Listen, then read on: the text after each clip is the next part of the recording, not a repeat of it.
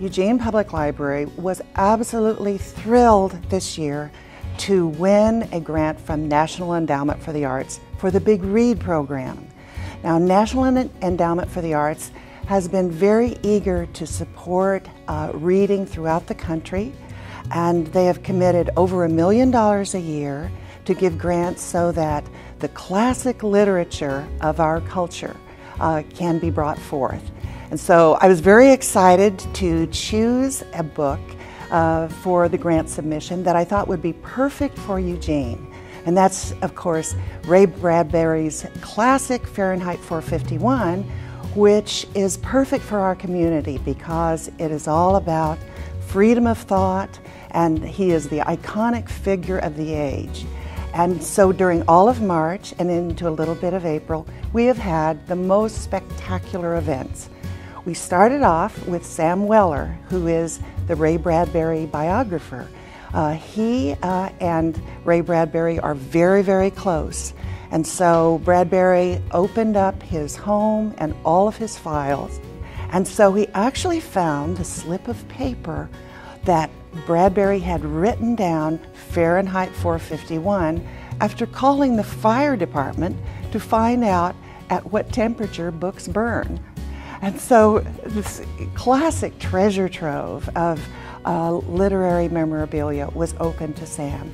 He gave a magnificent speech that allowed people to really understand not only the book, but the man.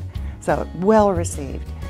We followed the next week with Crutcher, who is among the most beloved of young adult authors in the country, who speaks on issues of intellectual freedom throughout the country all year long. The high schools in Eugene and Springfield were able to host Chris. He was here for 3 days and spent a lot of time with the kids, and they could not get enough of him. Here, also, the adults and the repeat teens came to enjoy him here at the library. He was spectacular.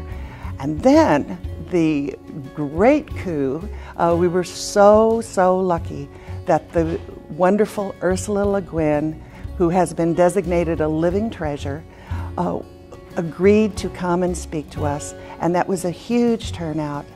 We filled the hall. There were over 600 people there, and she gave a beautiful speech and talked to the audience, answered questions, and it was an absolutely transformative event for many people. The grand finale event of the Big Read was incredible. It was a collaborative event. University of Oregon School of Music and School of Dance created original choreography and original music in honor of Fahrenheit 451. And we love it that we could finish up with a total community event of that sort. Very special. It was really exciting to be a part of the Big Read event that happened at the Eugene Public Library, centered around Ray Bradbury's Fahrenheit 451.